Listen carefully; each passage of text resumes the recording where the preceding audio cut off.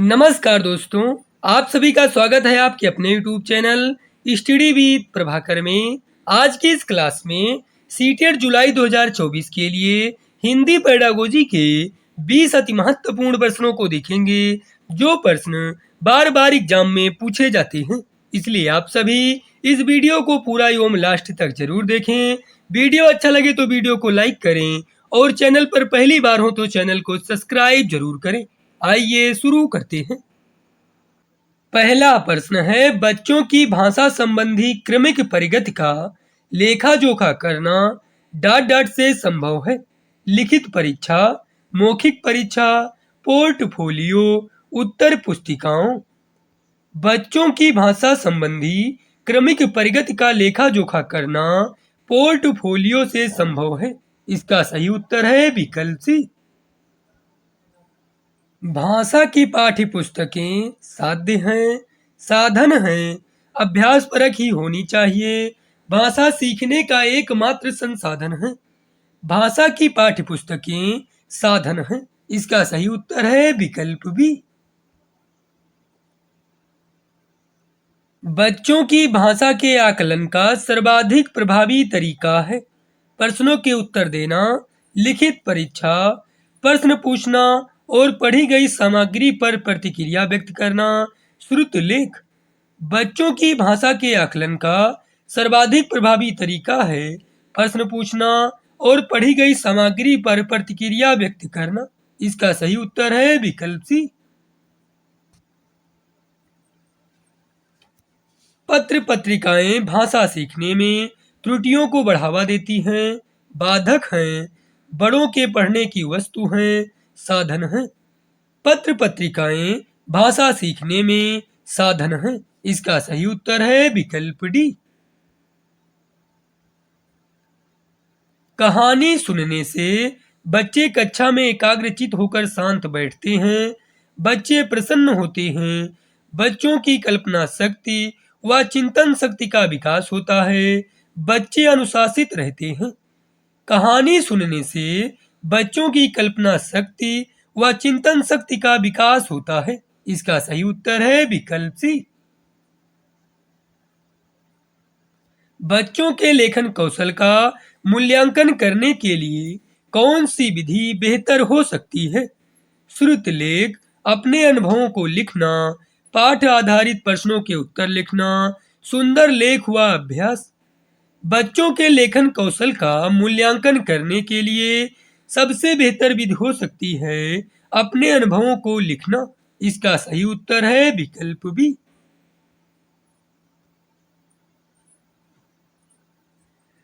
बोलना कौशल में महत्वपूर्ण है संदर्भ एवं स्थिति के अनुसार अपनी बात कह सकना, आलंकारिक भाषा का प्रयोग, मधुर वाणी, स्पष्ट एवं शुद्ध उच्चारण।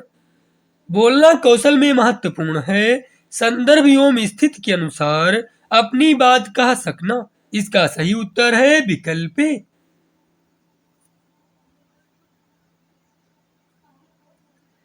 गृह कार्य के बारे में कौन सा कथन उचित है? गृह कार्य अभिभावकों को व्यस्त रखने का उत्तम साधन है। गृह कार्य कक्षा में किए गए कार्य का अभ्यास मात्र है। बच्चों की क्षमताओं स्तर के अनुसार गृह कार्य दिया जाना चाहिए। गृह कार्य देना अति आवश्यक है। गृह कार्य के बारे में उचित कथन है, बच्चों की क्षमताओं स्तर के अनुसार गृह कार्य दिया जाना चाहिए। इसका सही उत्तर है विकल्प सी। भाषा के अभिव्यक्तात्मक कौशल हैं पढ़ना लिखना, सुनना पढ़ना, सुनना बोलना, बोलना लिखना।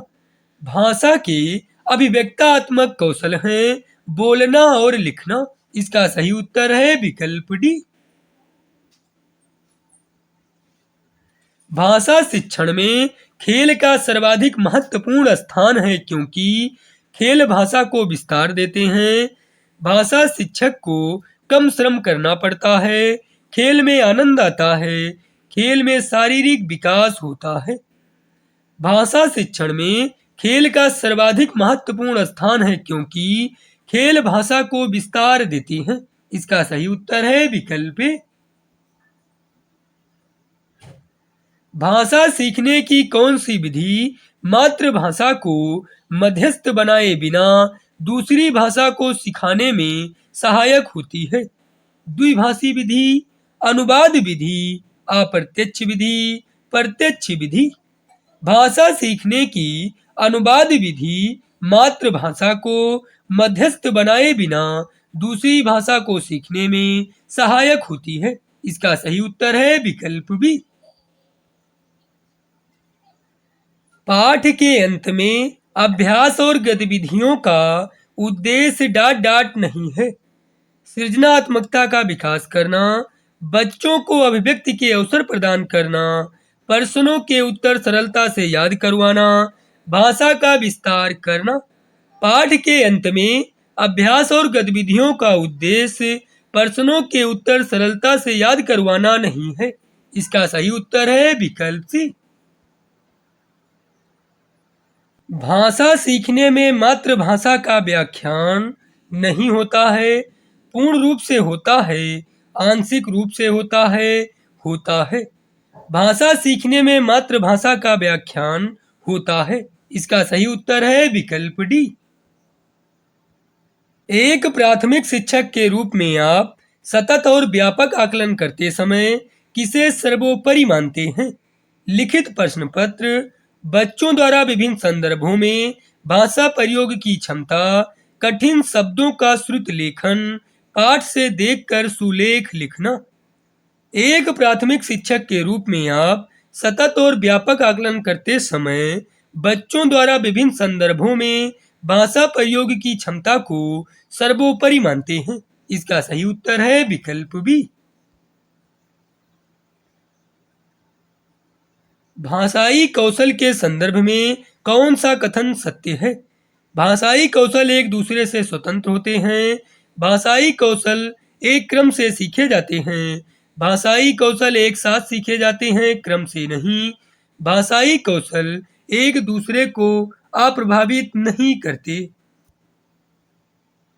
भाषाई कौशल के संदर्भ में सत्य है, भाषाई कौशल एक साथ सीखे जाते हैं, क्रम से नहीं। इसका सही उत्तर है विकल्प सी।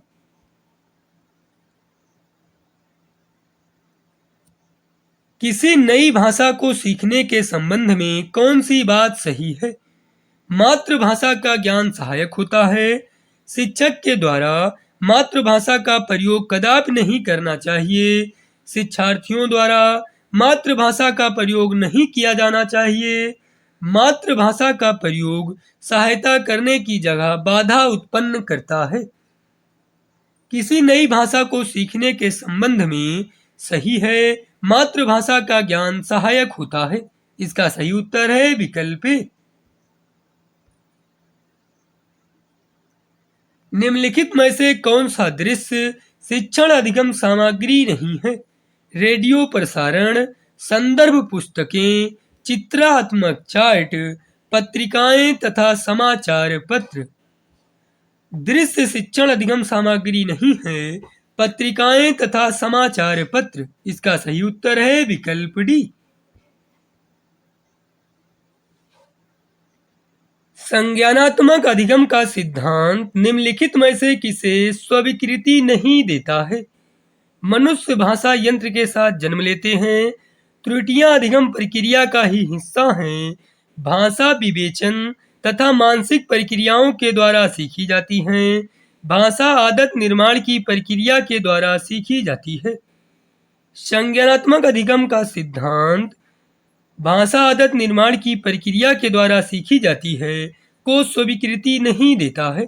इसका सही उत्तर है विकल्प डी। भाषा प्रवाह से क्या तात्पर्य है? शुद्ध वर्तनी लिखना, सहज गति के साथ वाचन, पठन तथा लेखन, व्याकरण के नियमों का स्पष्ट करना, अपने शब्दों में कहानी का सार लिखना। भाषा प्रवाह से तात्पर्य है सहज गति के साथ वाचन, पठन तथा लेखन। इसका सही उत्तर है विकल्प बी। जीवन में कर्म किससे प्रेरित होने चाहिए? सत्य से, भाग्य से, उपहार से, परिणाम से। जीवन में कर्म सत्य से प्रेरित होने चाहिए। इसका सही उत्तर है विकल्प ए।